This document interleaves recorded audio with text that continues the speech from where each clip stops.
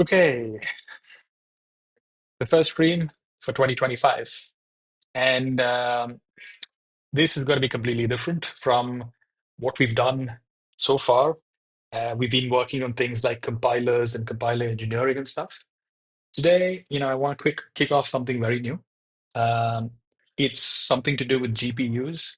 I know we've done streams in the past about GPUs, but that was a very specific thing. We were talking about shader programming languages and how Rust can be a very good alternative to the existing ones. But now I want to talk about, or rather, I want to sort of walk through the other part of what we'd call GPU programming, or in other words, talking to your GPUs. So the first thing is, shader programming. Shader code, as you know, is code that runs on the GPU. That's all great. You can write that in a very specific language. There are many shader programming languages, depending on, who your, what sort of environment you're, or rather, which particular GPU you're trying to work with. There's things like HLSL, GLSL, then Slang, and a bunch of other popular ones, and then not so popular ones as well. But effectively, that's those are languages that get compiled down to the native instructions for a GPU, and then you run them. But the bigger question with GPU programming is not the shader code themselves. It's obviously important, but it's not that alone. It's how you get, because if you think of it, the GPU is like a co-processor to the CPU. The CPU and the GPU both talk to each other to actually get some work done. So this job of moving the compiled shader code onto the GPU and all the resources that it needs, and ensuring that the right scheduling mechanism in place is in place. All those pieces are what you'd also need to take care of. And in fact, that's actually the bigger part of GPU programming, not just writing the shader code. And that's where we talk about many different, you can say, GPU programming frameworks or APIs or whatever you call them. CUDA is one. It is the most popular one that everybody knows about because of NVIDIA's success with it, specifically in the context of non-graphics workloads. And then you might have also heard of things like DirectX, which is what Windows or Microsoft offers, so that you can run games on the PC. Uh, and then the open source alternatives or the open source options so far have been things like OpenGL. That was 5 years ago. Now OpenGL is not. Um, I don't think anyone's supporting it at this point because everybody's sort of moved to this new thing called Vulkan, and that's the topic that I'd like to talk about. So, what is Vulkan? I think this screenshot sort of does describe it pretty well. Um, so we're only going to talk about the open source world. We're not talking about CUDA or DirectX or Metal from Apple. All of them are pretty much they're all the same things. Like they do the same thing. They help you talk to the GPU.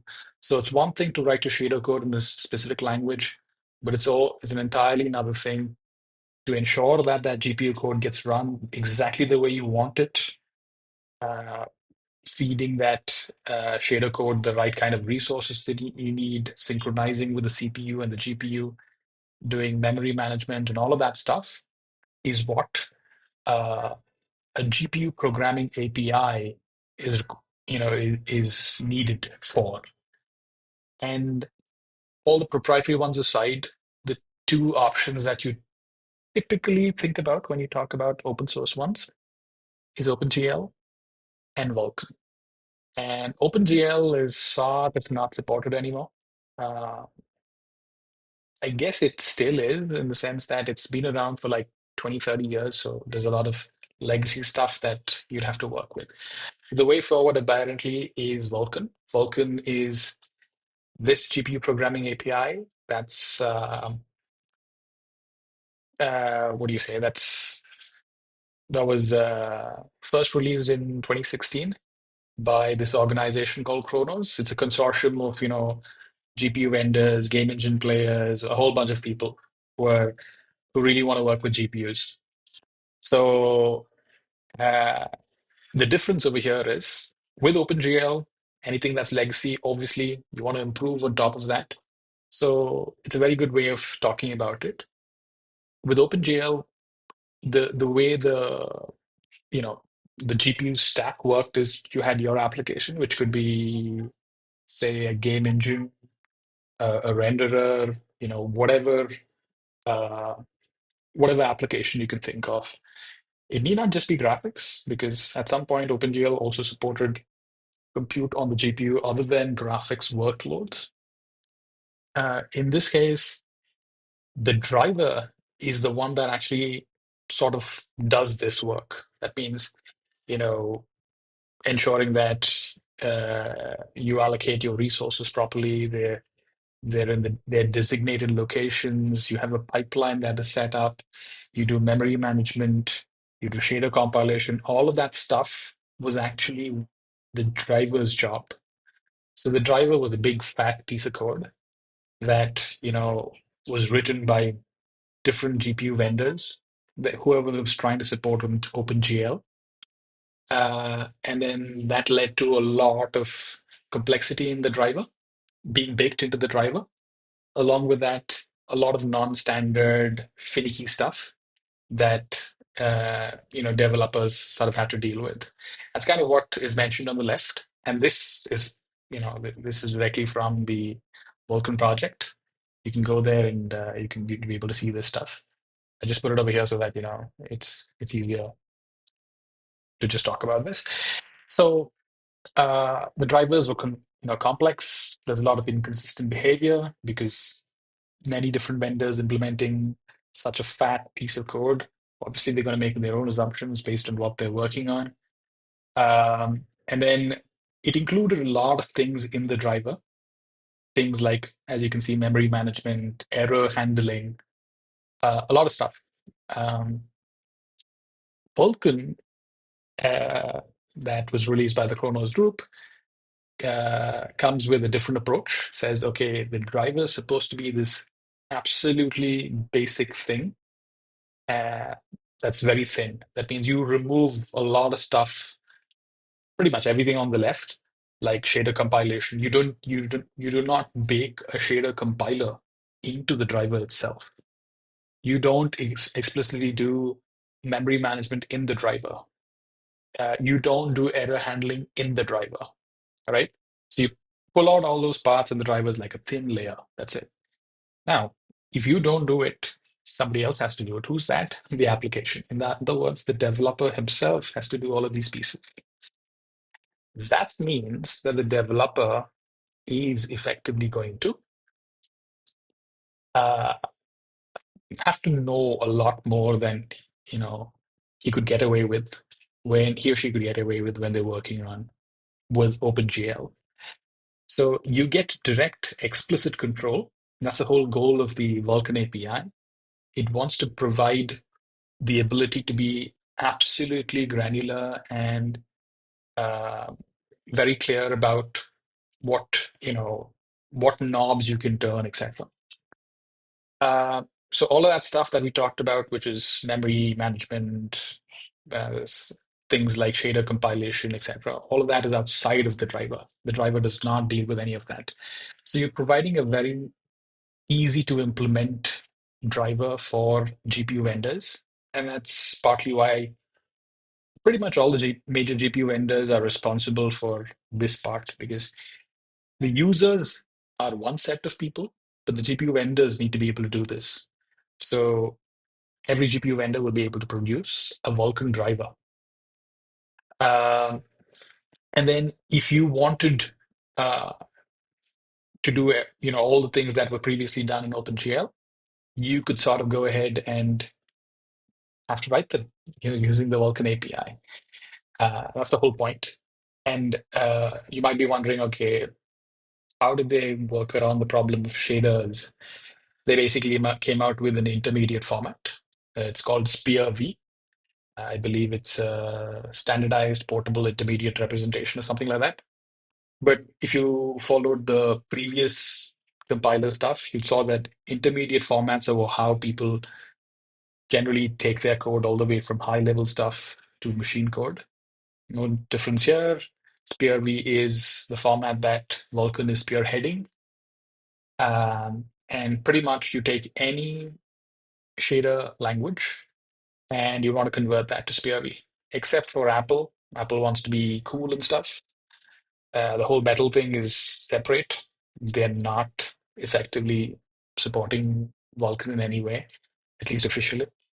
But there's a way around that, and that's exactly what I'm going to be talking about as well. So what that means is you get performance, predictability, and portability, which technically means you can learn one GPU API. The reason I'm not calling it graphics is because, as I said, it's not just graphics anymore.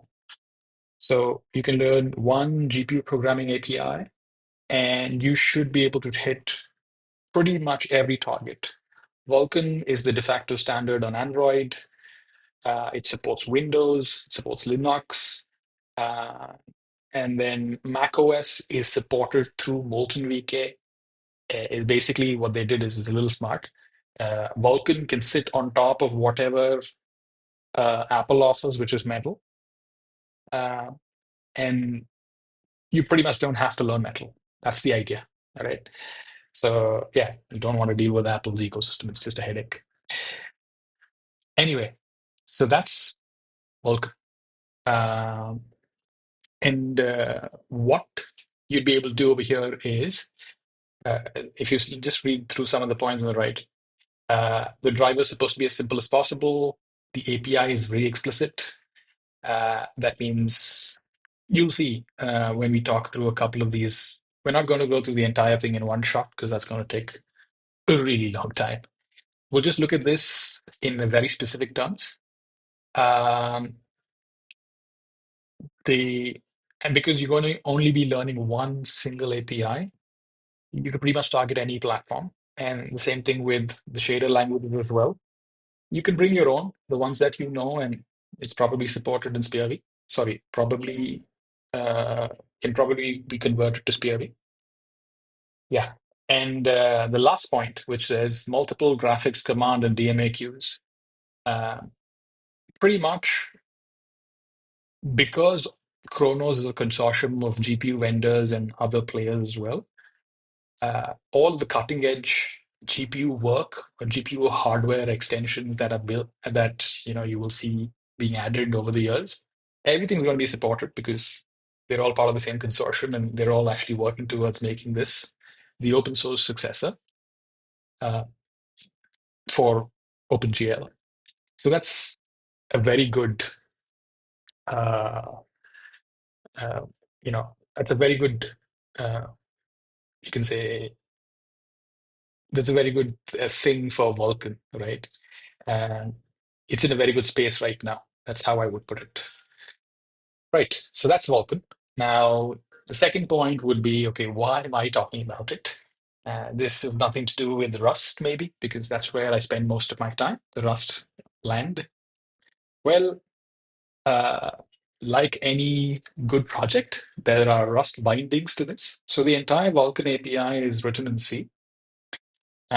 So you obviously have bindings to other languages in Rust. Sorry, in with Rust, you have Rust bindings to Vulkan, and that project is basically called Ash. Obviously, there are many bindings. There's things like Volcano, a whole bunch of other projects as well. Uh, but this one is the most straightforward and the most direct way of working with uh, Vulkan. The reason for that, sorry, I'm showing you my initial implementation. Let me pull up this. Right. So this is this is the GitHub repo. Uh, it's, I've been just about getting to grips with this to understand how it works, etc. But this is a very lightweight wrapper around the C API. So the idea is that there's no compromises. You don't want to have too many abstractions, Rust abstractions on top of the C API, such that you do, because the whole point about working with an accelerator like a GPU is performance at all costs, right?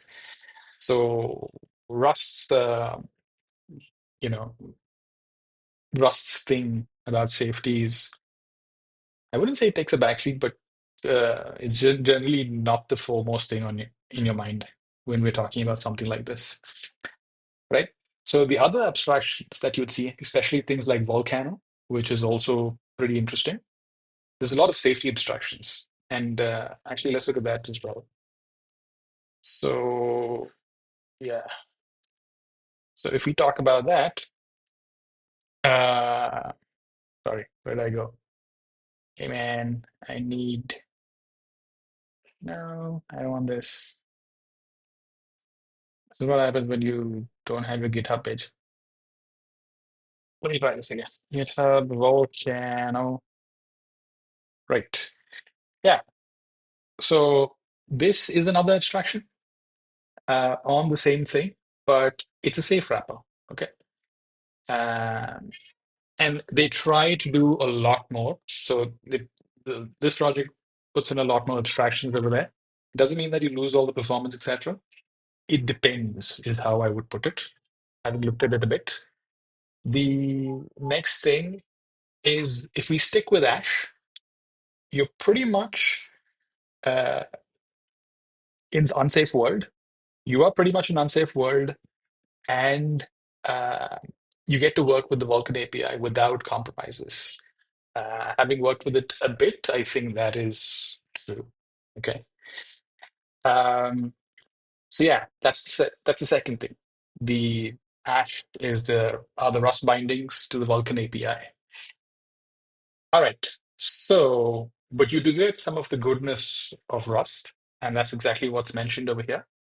I will touch upon these pieces as we go through this. I'm thinking this is going to be a series, definitely, because as I learn, maybe we'll put stuff together. All right. With that said, that's great. And then you also need to like sort of go to the Vulkan documentation because it's important. You're working with you're working through with Rust through an FFI boundary with C. So that is something that I would recommend. And the documentation is pretty good in the sense that I find this a little interesting.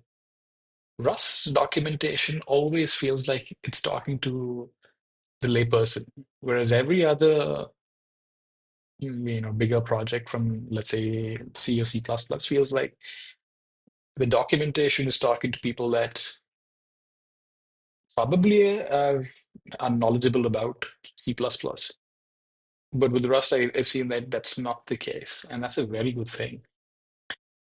All right. So let me get to the first part, which is how does this whole thing actually work? So Vulkan has this thing that it has this layered architecture. So basically, what happened? You said, let me just pull out everything from the driver. So this is the blue part is what you would call the Vulkan driver. So if I pulled everything out of it, so technically I'd have like a smaller driver, a very lean, small driver that just does a couple of things and does it really well. So, but whatever you've pulled out needs to go somewhere. And what you've done is you've put them into other modules. That's why Vulkan is a lot more modular. And uh, it's a lot more layered. There's a bunch of layers. The modules can be referred to as layers. A couple of them that you need to understand is the Vulkan loader, and then a whole bunch of layers that I will talk about. But in a sense, this is the Vulkan architecture, right? So your applications can be, a CAD tool, a renderer, a compute engine, or a combination of both. It doesn't matter, whatever that application is. It leverages these modular pieces or layers, as you can call them over here, and the loader to talk to, the driver. So, for example, when we pulled out the error handling from here, in Vulkan, it must go in somewhere. It goes into a layer, and that's called the Vulkan validation layer. All right. Although layers are optional, some layers you should just put it in your head that they're not optional, they're just a must, like the validation layer, because it's actually error handling that was supposed to be part of the driver now in a layer, right? So that's, in a nutshell, the high-level architectural view of Vulkan, right? So you've got a Vulkan application, you got the loader, and then you got this. Uh, then the the other piece is, yeah, sorry, I'm using dark mode, so you may not be able to see these arrows over here. That's why I took that picture. But anyway, there's another way of looking at it. Uh, I'll get to this part. This might take a little while. So before we get there, let me just quickly jump in and talk about, because we'll keep this as part one and keep it small so that we go through the step by step. There's a lot of stuff that we sort of have to figure out. We don't need to go into graphics, programming, etc. We just need to learn how to talk to a GPU. What are the pieces involved? That's all we're doing. We're not doing much else with this particular API.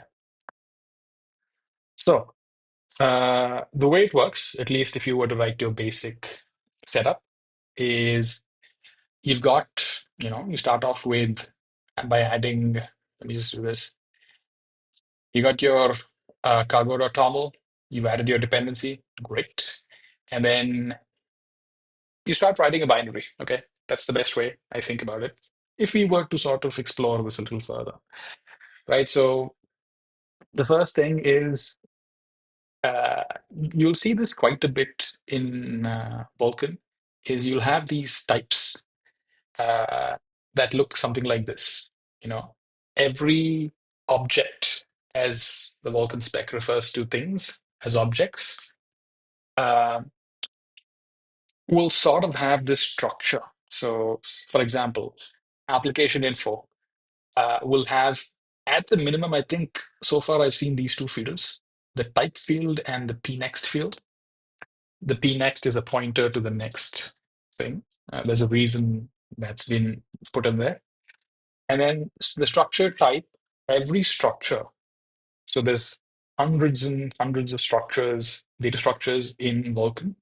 Each one of them has a type. So if you just go and look at the types, you will see a whole bunch of them, right? There's a lot of them. So it's basically an enum at this point. Uh, I think, okay, it's not implemented as an enum though. It's implemented as an I32, but fine. That's what it is. Uh, and yeah, you could probably have, okay, I'll not go on that. But note that structures tend to look like this. They tend to have this format. Um, yeah. And the thing about the thing that you like working with Rust is because you can do stuff like this and it's very easy. I can just go ahead and jump into the documentation and figure out. Go to the Vulkan documentation and figure out, okay, what is this? What does it do? Blah, blah. All right, so this is a structure that allows you to specify application-specific information. So you're writing an application, you basically want to capture some of that information, saying, okay, this is the name of my application, this is the version of that application, maybe that application is using this engine underneath, all that stuff, because if you're writing a massive project, this information is useful, so it's just available to you. All right. So that's the first thing that you do. This is stuff that you make up. It's your application, so big deal, right? And then, but you'd see the same thing again over here. So this is another information struct. So if you just jump into it, you'll see the same two fields again over here. All right. Okay. So before we come to the debug create info struct, I'll just walk through a few pieces. So what you do is you put together a bunch of application specific information, and then you go ahead and there's something called uh, extensions. You saw these layers that we've seen over here. Where did that go? You saw these layers over here. These are what you'd normally be including when you're creating your first Vulkan instance. Okay, there's something called the Vulkan instance. We'll get to that part. But to create that, you're going to need to say, okay, I need these layers and I need these extensions. Those are the two important things that you must specify in order to create your Vulkan instance. Um, and that's kind of what's happening over here. So you create a Vulkan instance. Again, you're going to say, here's the information that I'd like you to use when you create your Vulkan instance. Okay, great. Let's go ahead. Let's take that. And then you come to the most interesting point. How does all this work? First off, you're working with an FFI boundary, across an FFI boundary, right? So you should keep that in mind.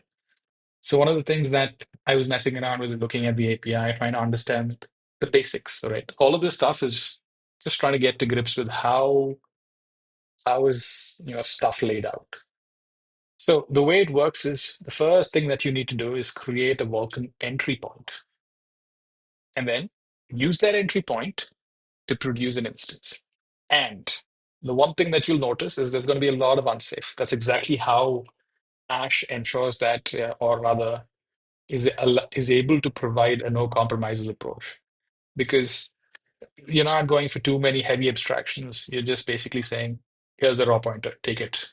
Uh, Having said that, it's not exactly unsafe. So the concept of unsafe is you, the programmer, are responsible for the safety, of that particular block of unsafe code, right? So when you read through the unsafe code, you will see that, uh,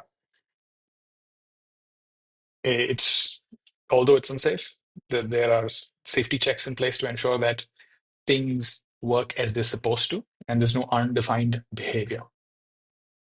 So let's actually look at the entry point. What is the entry point? Right. The entry point is a bunch of Vulkan functions. So each one of these things is actually a function pointer. Okay. Just look at the signature. It's a function pointer. Now, pretty much everything is going to be unsafe. The reason, very straightforward, is because you're calling into C. I don't know what C is doing, right? That's the answer. Same thing over here. Again, the entry point, entry FNV10 is version 1.0 is what this is called. They're all function pointers. It's actually a bunch of function pointers. PFN is the naming scheme that Vulkan uses, saying this is a function pointer. And then libguard, if you go look inside it, it's actually pulling in a library. This is an actual library. It's a what you'd say. It's not part of Vulkan specifically. It's this is how you'd load a library in Rust in general. Yeah. So that's what an entry is. So if I was to load it, here's what you'd see. The first thing, the loader. Uh, so this particular big red box that we see is the loader. Its job, more than anything else, is to actually route. Let's say you call a Vulkan function. Uh, it sets up something called the dispatch table, which we'll get to, that will allow you to route the function call through a call chain to the very specific, uh, you know, function ultimately in the driver that does the job for you.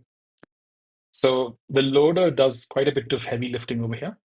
And the first thing that we need to do is need to go and look for that loader. And forgot to mention one very important thing. Uh, this stuff, you need to install the SDK for Vulkan on your machine.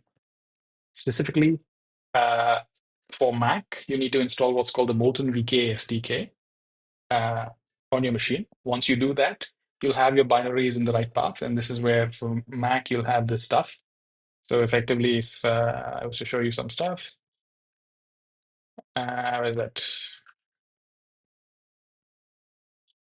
Yeah, yeah. So it probably sets up your stuff in.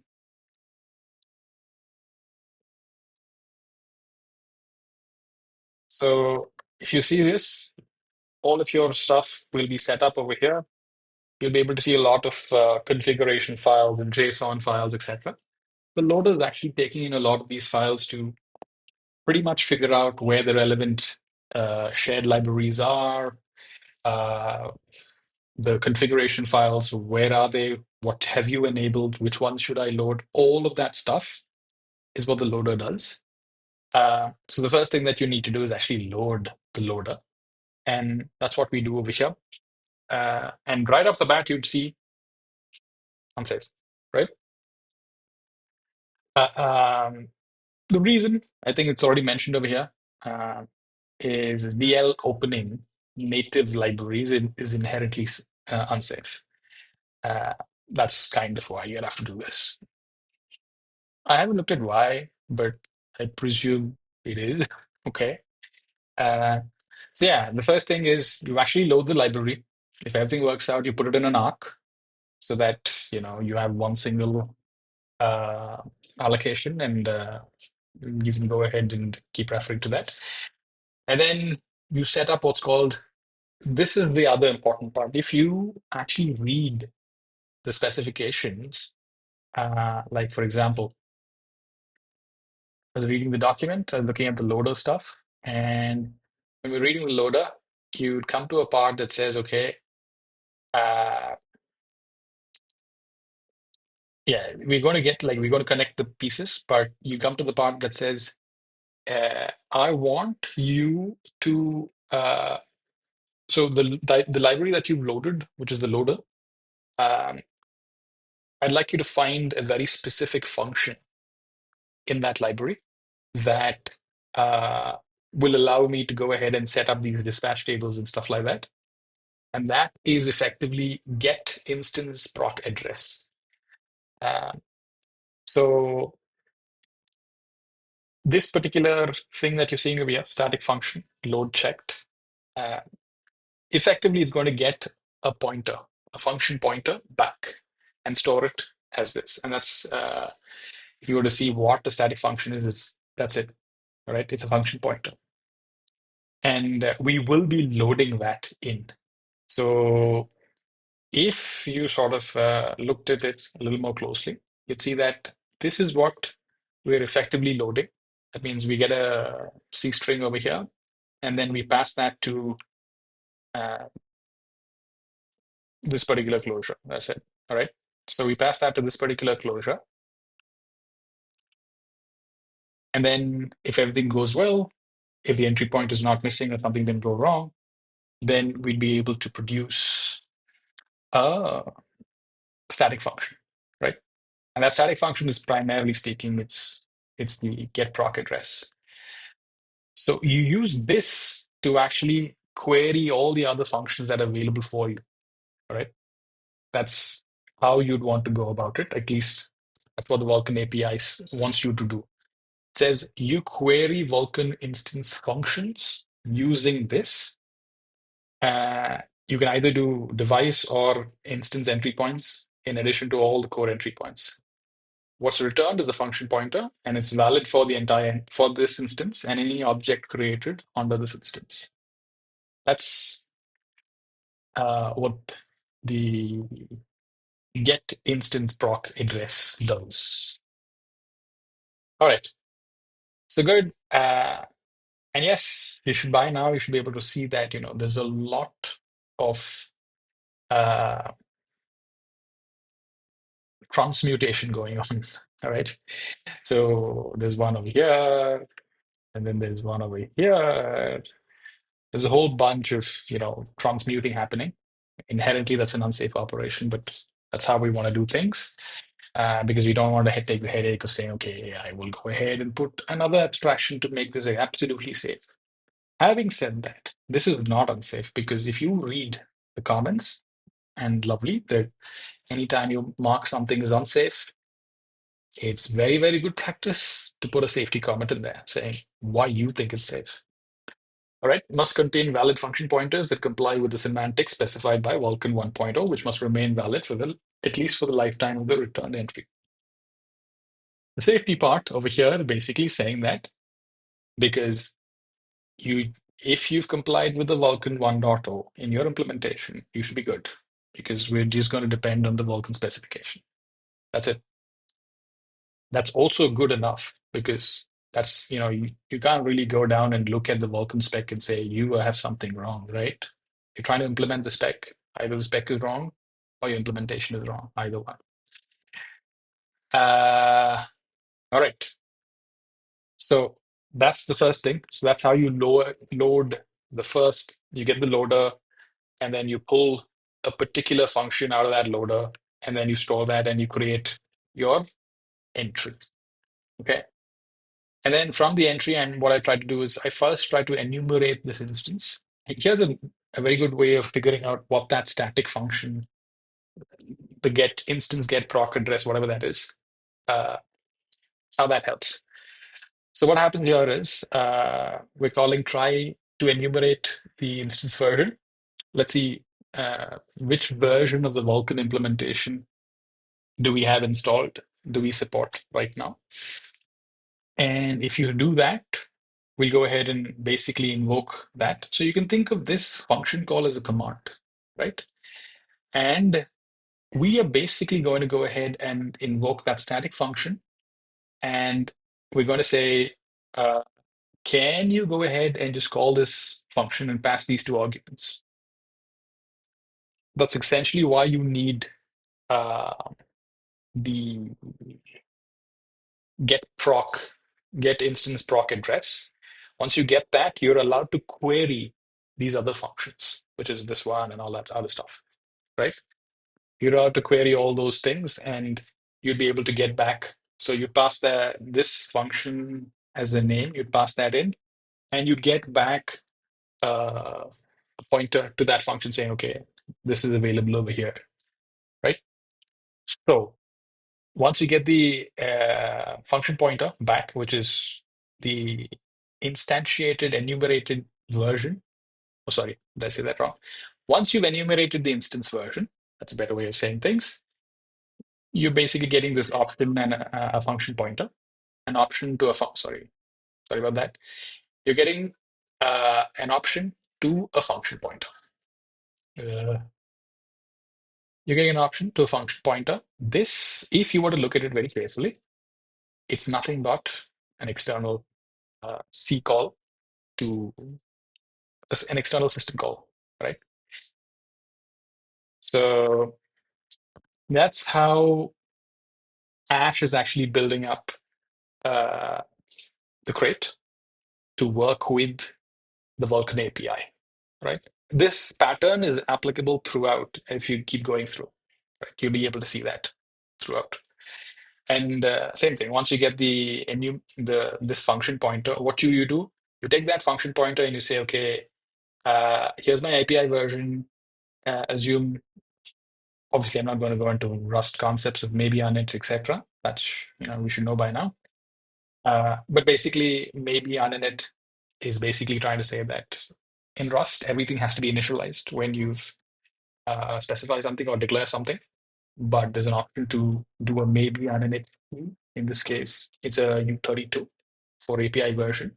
These are actually the arguments that I'm passing to this particular function, all right? And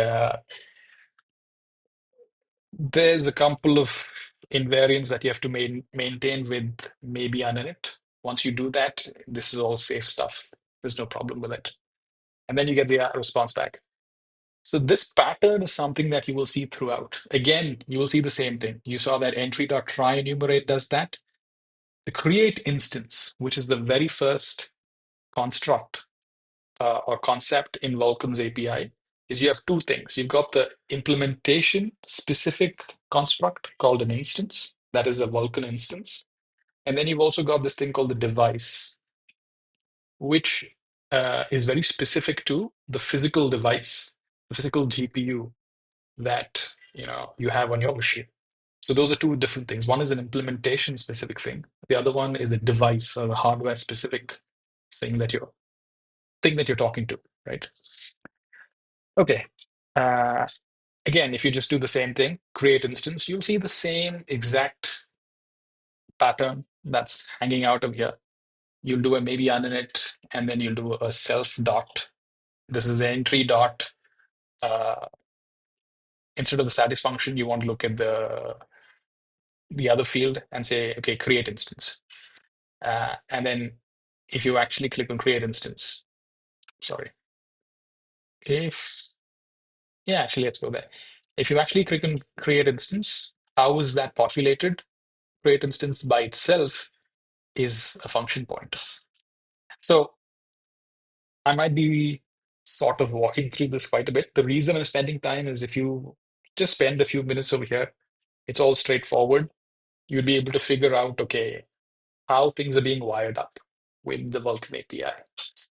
It's interesting, but I think there are areas where we could probably have a little more safety and not have any performance penalties.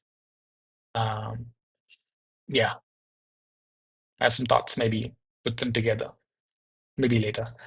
But yeah, that's how you go ahead and put this stuff together.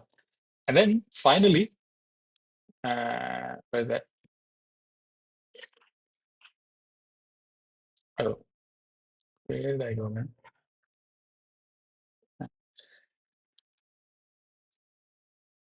Right. So once you create an instance, you get an instance back.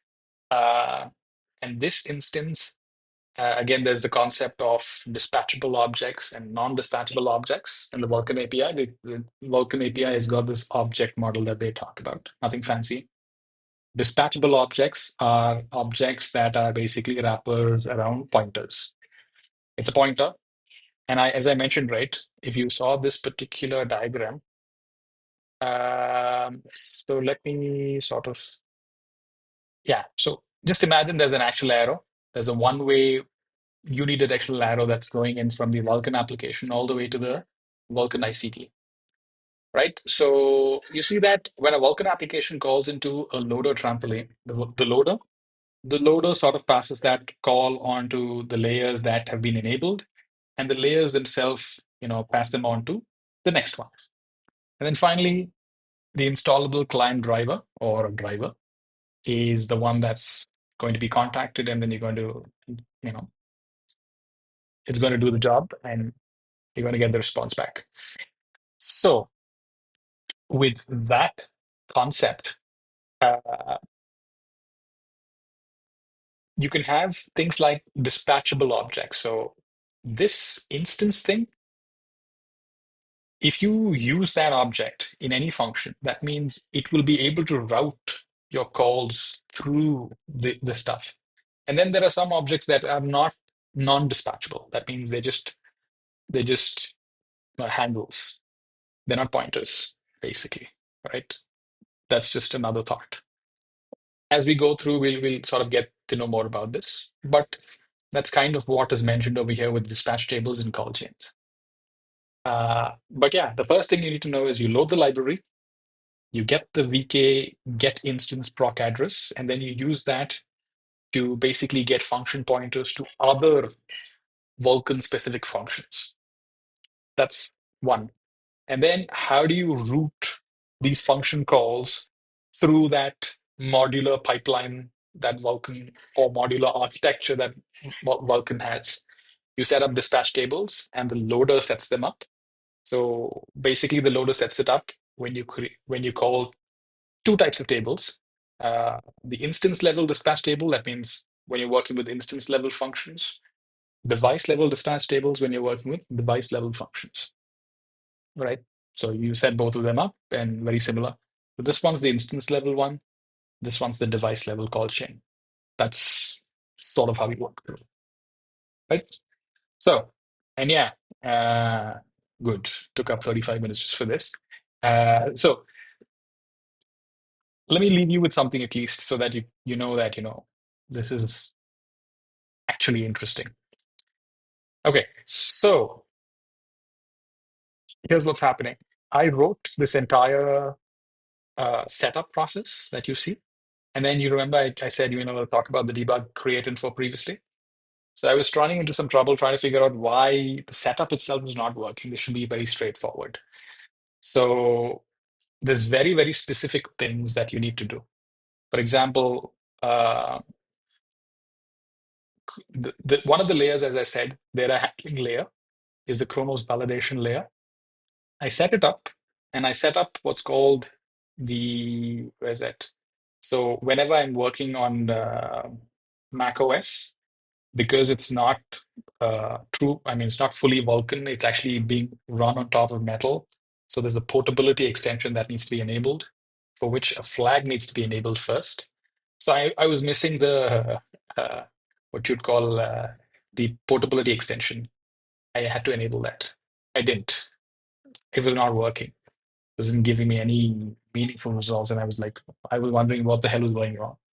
And then that led me to figure out that there's an extension called debug utils. When you enable that, you get this. So there's one debug utils, I guess, turns on all the logging and all the loaders and the layers and everything else. That's how I look at it, right? So it turns on logging pretty much in all you know, the loader in this chain that you saw. It turns on logging here, here, here, here, everywhere else. That's how I would sort of understand that. So what happened is once I turned that on, I was able to figure out that, yeah, it was an actual validation issue. Uh, but this was happening prior to the creation of an instance. Like I didn't have much information. But with this particular, uh, adding this particular extension allows me to basically get debug info. So that's the first thing. So getting all these pieces right before starting should save you a lot of trouble and ensure that you're not giving up and shit. Yeah. So yeah. So a couple of things. One thing is you saw that the Vulkan version that's reported is 1.3.1.3.296. Good, but that's not what we support because this is on Molten VK or for Mac, so it's different. So here's what happens when you're actually debugging stuff. You're trying to say, okay, is something working or not? You can clearly tell, what the loader is doing. It's searching the manifest files first, all the JSON files types of things. It's searching for these files in different places. If it doesn't find them, it'll go and look at it in other places. Once it finds them, then it starts looking at, starts parsing those JSON files. And it does a whole bunch of things because it needs all of these things in order to set up Vulkan for you. All right. And you can see over here, the Molten VK ICD is loaded. The Chronos validation library is loaded. Great. And finally, it nicely draws a picture for you. It says, okay, is this thing set up? So you are now, your application is able to go through the loader, through the Chronos validation layer, and through the type, right? And the other thing is can also tell you is, okay, it probably runs this internally. It says, okay, let me just go ahead and check what sort of extensions are supported. It supports 110 extensions. For my particular machine, which is an M1, 110 extensions are supported. Some of them are Chronos standardized extensions. That means they're widely supported by all GPU vendors. And then some of them are not really standard, non-standard ones, which are named VKEXT stuff. And then there are very third-party extensions. Yeah, extensions basically mean apart from the core Vulkan, API, you can extend functionality on two fronts, on the instance level or on the device level. And then I can also enumerate some details about my GPU device. What kind of GPU do I have? How much memory does it have? What shading languages does it support? Uh, this is the API. Sorry, this is the GPU family that it supports, et cetera, et cetera. All right, all that stuff is something that you can read about over here. And then lastly, we've created the instance. And here you see, although, I have something that supports 1.2.6 to 1.2.296, I'm actually picking only 1.0. I need to figure out why that's happening. Or how should I read that? I'm not entirely sure. And then it also goes to show, okay, these are the two extensions that you've enabled in your application. And great. And then it also reports that Chronos, the validation layer is active. And I just printed out the handle for the instance, which matches this, right? So that's just the setup part, all right? Just the very basic setup part. And from here on out, you can start looking at, finally, we need to get to the part of setting up your, you know, command queues and creating a pipeline and then running your GPU computes for them. So I'm not really going to talk about graphics because I don't know anything about them, but at least I can talk about this part, which is GPU compute. So we'll sort of go through this, and I think this is going to probably take quite a few streams to sort of walk through the Vulkan API, right? So yeah, there's a lot more that we can get to towards later. But at least this is the basics of how you can work with Ash very specifically and understand things like how would you debug when something goes wrong and stuff like that.